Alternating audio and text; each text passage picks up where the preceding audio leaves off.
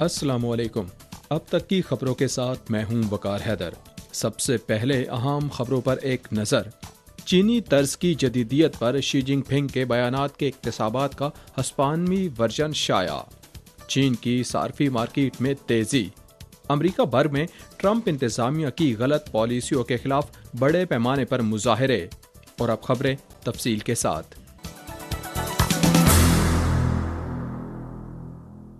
چینی communist party کی مرکزی کمیٹی کے party history and literature research academy کے ذریعے ترجمہ کردہ کتاب چینی طرز کی جدیدیت پر شی جن پنگ کے بیانات کے اقتباسات کا ہسپانوی ورژن حال ہی میں central compliance and translation press نے شائع کیا ہے، جو اندرون اور بیرون ملک دستیاب ہے۔ کتاب چینی طرز کی جدیدیت پر شی جن پنگ کے بیانات کے اقتباسات میں چینی صدر شی جن پنگ کے چینی طرز کی جدیدیت کے موضوع پر کیے گئے اہم بیانات شامل ہیں۔ اس کتاب کا ہسپانوی ورژن اور اس سے قبل شائع ہونے والے انگریزی، فرانسیسی، روسی، عربی اور جاپانی ورژنز بین الاقوامی قارئین کے لیے چینی خصوصیات کے حامل جدیدیت کے نظریاتی نظام کو گہرائی سے سمجھنے اور بین الاقوامی برادری میں پرامن ترقی، باہمی فائدے کے تعاون اور مشترکہ خوشحالی پر مبنی عالمی جدیدیت کے تصور کو فروغ دینے کے لیے انتہائی اہمیت کے حامل ہیں۔ 6 اپریل کو چین میں چنگمنگ کی تعطیلات کا آخری دن ہے۔ چنگمنگ ہر سال چینی لوگوں کے لیے سوگ منانے اور مرحومین کی قبروں کی صفائی کا وقت ہوتا ہے۔ چائنا نیشنل ریلوے گروپ کے اعداد و شمار سے پتہ چلتا ہے کہ ملک بھر میں ریلوے نیٹ ورک پر 20 ملین مسافر ٹرپس کی توقع ہے اور مزید 1214 مسافر ٹرینوں کو شامل کرنے کا بندوبست کیا گیا ہے۔ بیجنگ وقت کے مطابق صبح 9 بجے تک قومی ریلوے نیٹ ورک پر چنگمنگ تعطیلات کے لیے کل 74.32 ملین ٹکٹیں فروخت ہو چکی ہیں۔ ٹکٹوں کی پری سیل کے مطابق 6 اپریل کو ملک بھر میں مقبول شہروں میں بیجنگ، گوانگچو، چنگڈو، وہانگ، ہانگچو اور چانگشا وغیرہ شامل ہیں۔ چائنا کوسٹ گارڈ کے ترجمان لیوڈے جون نے بیان دیا کہ 5 سے 6 اپریل تک جاپانی ماہی گیر کشتی تسورو مارو نے غیر قانونی طور پر چین کے ڈیاؤ یوئی جزیرے کے علاقائی پانیوں میں داخل ہوئی۔ چائنا کوسٹ گارڈ کے جہازوں نے قانون کے مطابق ضروری کنٹرول اقدامات اپنائے اور انہیں انتباہ کر کے نکال دیا۔ جزیرہ ڈیاؤ یوئی اور اس کے متعلقہ جزائر چین کا حصہ ہیں۔ چین جاپان پر زور دیتا ہے کہ وہ فوری طور پر اس علاقے میں تمام غیر قانونی سرگرمیاں بند کرے۔ چائنا کوسٹ گارڈ مسلسل ڈیاؤ یوئی جزیرے کے پانیوں میں اپنی حاکمیت اور سمندری حقوق کے تحفظ کے لیے قانون نافذ کرنے کی سرگرمیاں جاری رکھے گی۔ چین کے اسٹیٹ انفارمیشن سینٹر کی جانب سے جاری کردہ تازہ ترین اعداد و شمار کے مطابق رواں سال کی پہلی سہ ماہی میں صارفین کے لیے مختلف حوصلہ افزا پالیسیوں میں تیزی اور اسپرنگ فیسٹیول کی تعطیلات کے اثرات کی وجہ سے چینی صارفین کی مارکیٹ میں مثبت تیزی کا رجحان دیکھنے میں آیا ہے۔ رواں سال کی پہلی سہ ماہی میں اسٹیٹ انفارمیشن سینٹر کے آف لائن کھپت ہیٹ انڈیکس میں سال بسال 14.2% اضافہ ہوا، جو گزشتہ سہ ماہی کے مقابلے میں 9.1% پوائنٹس کا اضافہ ہے۔ مارچ کے مہینے میں سال بسال 20% کا اضافہ ہوا، جو گزشتہ 2 ماہ کے مقابلے میں 4.7% پوائنٹ زیادہ ہے اور شرح نمو مسلسل بڑھتی رہی۔ چین میں پہلے، دوسرے اور تیسرے درجے کے شہروں اور اس سے نیچے کے شہروں میں بالترتیب سال بسال 19.6%، 11.4% اور 20.2% اضافہ دیکھا گیا۔ پہلی سہ ماہی میں چین میں چھوٹی اجناس کی مارکیٹ کے بزنس ہیٹ انڈیکس میں سال بسال 16.3% اضافہ ہوا، جس میں سے مارچ میں گزشتہ سال کی نسبت 21.6% اضافہ ہوا۔ اس سے ظاہر ہوتا ہے کہ لوگوں کی روزمرہ زندگیوں سے وابستہ چھوٹی اجناس کی فروخت مضبوط رہی ہے اور لوگوں کی اشیاء ضروریہ کی کھپت اور طلب میں تیزی آ رہی ہے۔ اسٹیٹ انفارمیشن سینٹر کی لائف سروسز کے کھپت ہیٹ انڈیکس میں پہلی سہ ماہی میں سال بسال 18.3% اضافہ ہوا، جو گزشتہ سہ ماہی کے مقابلے میں 7.4% پوائنٹس کا اضافہ ہے، جس میں سے مارچ میں سال بسال 14.5% اضافہ ہوا۔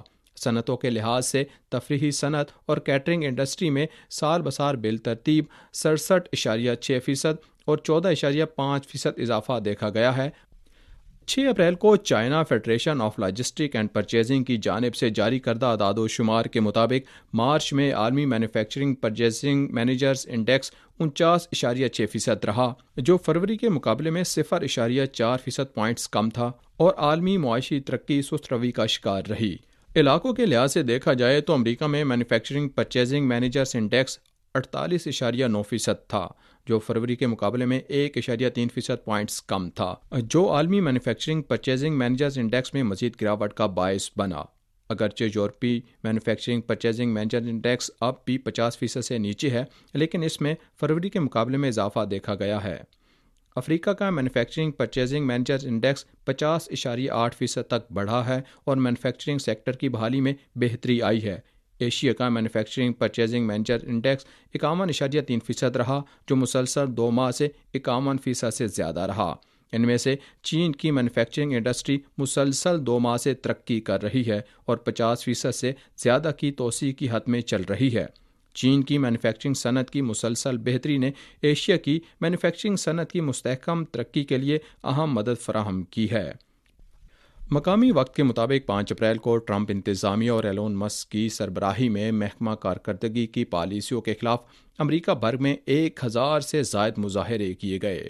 امریکی صدر ڈونلڈ ٹرمپ کی حلف برداری کے بعد امریکہ میں یہ سب سے بڑا عوامی اجتماع تھا۔ اطلاعات کے مطابق امریکہ کے دارالحکومت واشنگٹن اور امریکہ کی تمام 50 ریاستوں میں تقریباً 1300 مظاہرے ہوئے اور 5 لاکھ سے زیادہ لوگوں نے مظاہروں میں شرکت کی۔ احتجاجی مقامات میں New York, Chicago, Boston, Seattle, Los Angeles اور دیگر شہر شامل ہیں۔ منتظمین میں سے ایک فارورڈ تنظیم نے ایک بیان میں کہا کہ ملک بھر میں لاکھوں افراد طبی حقوق، مزدوروں کی آمدنی، تعلیمی مساوات، شہری حقوق اور جمہوریت کے دفاع کے لیے ایک ساتھ کام کر رہے ہیں۔ یورپ میں مقیم امریکیوں نے بھی برلن، فرینکفرٹ، پیرس اور لندن کی سڑکوں پر مظاہرے کیے ہیں اور ٹرمپ انتظامیہ کی جانب سے امریکی داخلی اور خارجہ پالیسی میں مکمل تبدیلی کے خلاف اپنی مخالفت کا اظہار کیا۔ ایسوسی ایٹڈ پریس اور یونیورسٹی آف شکاگو کے national centre for public opinion research کی جانب سے 31 مارچ کو جاری کیے گئے ایک سروے کے مطابق تقریباً 60% امریکیوں نے موجودہ انتظامیہ کے محصولات اور تجارتی مذاکرات سے نمٹنے کے طریقے کو ناپسند کیا۔ کچھ امریکیوں کا کہنا تھا کہ موجودہ انتظامیہ نے عام لوگوں سے آنکھیں بند کر رکھی ہیں۔ ادھر وائٹ ہاؤس کے ایک بیان کے مطابق 5 اپریل کو جب ملک بھر میں حکومت مخالف مظاہرے ہوئے تو ٹرمپ ریاست فلوریڈا میں گولف کھیل رہے تھے اور وہ 6 اپریل کو دوبارہ گولف کھیلنے کا ارادہ رکھتے ہیں۔ 2 اپریل کو امریکی حکومت کی جانب سے نئی ٹیرف پالیسی کے اعلان کے بعد دنیا بھر میں کئی فریقوں کی جانب سے اس کی مخالفت اور اس پر تنقید کی گئی۔ کینیا کے وزیر برائے سرمایہ کاری، تجارت اور صنعت لی میانی کیان جوئی نے حال ہی میں کہا کہ امریکی ٹیرف پالیسی کینیا کے کاروباری اداروں کی آپریٹنگ لاگت میں اضافہ کرے گی اور مقامی برآمد کنندگان پر سنگین اثرات مرتب کرے گی۔ نائجیریا کے سب سے بااثر اخباروں میں سے ایک دی کریٹک میں حال ہی میں ٹرمپ کے محصولات 2 طرفہ تجارت کے لیے خطرہ کے عنوان سے ایک مضمون شائع ہوا، جس میں امریکہ کو نائجیریا پر محصولات عائد کرنے پر تنقید کا نشانہ بنایا گیا۔ مضمون میں ماہرین اقتصادیات کا حوالہ دیتے ہوئے کہا گیا ہے کہ امریکی حکومت کے ٹیکس میں اضافے سے اشیاء اور خدمات کی عالمی لاگت میں اضافہ ہوگا۔ اس کے نتائج میں بڑھتی ہوئی قیمتیں، معیار زندگی میں گراوٹ، مینوفیکچرنگ کی سرگرمیوں میں سست روی، بین الاقوامی تجارت میں رکاوٹ اور افریقہ کے ساتھ امریکہ کے خراب ہوتے تعلقات شامل ہیں۔ بیلجیم کے اخبار ایکو کی جانب سے ایک حالیہ تبصرے میں کہا گیا ہے کہ امریکہ کی جانب سے اعلان کردہ تازہ ترین ٹیرف پالیسی نے عالمی مارکیٹ کو بری طرح متاثر کیا ہے اور اس کا اثر خود امریکہ کی مقامی مارکیٹ پر پڑے گا۔ مضمون میں نشاندہی کی گئی ہے کہ امریکی حکومت نے اپنی ٹیرف پالیسی کی وجہ سے پیدا ہونے والے افراط زر کے خدشات کو نظر انداز کر دیا ہے۔ امریکی باشندوں کی قوت خرید بری طرح متاثر ہوگی اور کھپت کا انجن جس پر امریکی اقتصادی ترقی کا انحصار ہے رک سکتا ہے۔ مقامی وقت کے مطابق 5 اپریل کو ایرانی صدر مسعود پزشکیان نے کہا کہ ایران دھمکیوں اور دباؤ کو قبول نہیں کرے گا اور صرف مساوی بنیادوں پر امریکہ کے ساتھ بات چیت کرے گا۔ انہوں نے یہ بھی کہا کہ اگر امریکہ ایران کے ساتھ مذاکرات کرنا چاہتا ہے تو اختیار کیا گیا دھمکی آمیز رویہ بے معنی ہے۔ اسی دن ایران کے پاسداران انقلاب کے کمانڈر ان چیف حسین سلامی نے کہا کہ ایران ہرگز جنگ کا آغاز کرنے والا نہیں ہوگا۔ لیکن وہ کسی بھی جنگ کے لیے مکمل طور پر تیار ہے۔ یہ تھی اب تک کی اہم خبریں۔ وقار حیدر کو دیجیے اجازت۔